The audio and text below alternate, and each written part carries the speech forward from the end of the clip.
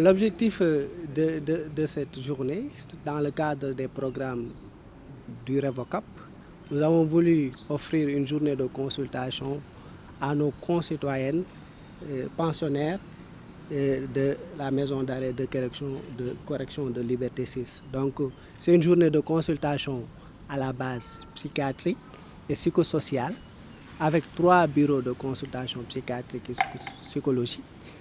Et on a pu aussi décroter d'autres spécialités. On en est à 23 spécialistes, des cardiologues, des orthopédistes, des endocrinologues diabétologues, des dermatologues, des généralistes, des réanimateurs, un ophtalmo. Voilà, je pense qu'on est à 23, exactement à 23 spécialistes qui sont en train de travailler à l'intérieur. C'est une première, mais qu'on espère que ce ne sera pas la dernière parce que c'est une journée d'importance capitale qui doit être systématique normalement dans les lieux de détention parce qu'il y a beaucoup de problèmes de santé publique à l'intérieur. Elles sont répondues présentes.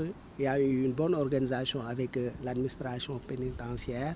Il y a beaucoup de soutien et voilà, l'organisation est parfaitement faite pour que les listes soient confectionnées selon les spécialistes. Nous avons senti le besoin parce que des lieux de privation de liberté, c'est des lieux potentiellement traumatiques, notamment pas seulement pour les détenus, même pour ceux qui travaillent. Parce que c'est un lieu fermé, c'est des contraintes de travail, c'est une contrainte de liberté. Tout ça, c'est un lieu de stress. Et qui dit lieu de stress a besoin de psychologie, de psychiatrie, des lieux où peuvent éclore les troubles, une souffrance psychologique. Donc c'est vraiment nécessaire d'y consulter. C'est un lieu aussi de promiscuité, il faut le dire, de contact, et d'autres maladies dermatologiques, des souffrances. Des détenus peuvent venir avec des pathologies chroniques. Donc c'est un lieu où doit se faire la médecine, où doit s'exercer la santé publique. On est à mi-chemin de la consultation, on n'a pas totalement un chiffre, mais je pense qu'ils sont vraiment nombreux. On a prévu, si on veut, en consultation psychiatrique, il y a au moins 58 demandes. Donc j'espère qu'on pourra satisfaire toutes les demandes d'ici la fin de la journée. Pour les plus diagnostiqués? Je parlerai pour moi, j'ai vu quelques patients. L'état de stress post-traumatique est là. Voilà, des gens sont venus avec des traumatismes. Les états situationnels dans notre jargon sont là. Quand on vous met dans une situation qui est brutale, il n'y a pas eu de préparation, il est normal de ressentir de la souffrance, du stress et des troubles tels que l'insomnie, la colère, le sentiment de tristesse, de désespoir, tout ça, on va dire. Pas encore une urgence absolue, sauf on a eu à gérer une crise drépanocytaire ou bien un mal de dents, une rage dentaire. Ça également, c'est une urgence odontologique. Le dentiste va en parler, mais il n'y a pas une urgence absolue pour le moment.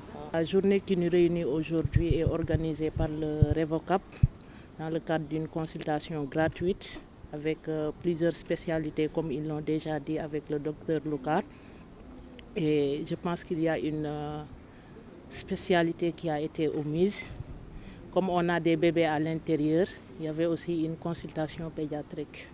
Donc je profite de l'occasion pour remercier le REVOCAP pour cet engagement communautaire et républicain, parce que comme on dit que la santé est un droit, et ils nous ont aidés pour ce droit qui est commun aux hommes libres comme aux hommes qui sont sous main de justice. Donc on ne peut faire que les remercier. Sachant que la santé est un droit pour tous, il est vraiment important que nous autres qui sommes à l'intérieur prenons en compte ce qu'elles vivent ici, qu'on puisse les accompagner le mieux possible. Sur ce, nous sommes des organismes, nous n'avons pas beaucoup de moyens. J'aimerais lancer un petit plaidoyer à toutes les entreprises sénégalaises, qu'ils viennent nous soutenir, qu'ils regardent par rapport à leurs RSE les besoins que les organisations ont et qu'ils les accompagnent dans ce sens-là. C'est notre objectif à tous. Venez encore soutenir ce type de manifestation pour qu'on puisse pérenniser cela et le faire dans d'autres endroits que la MAF.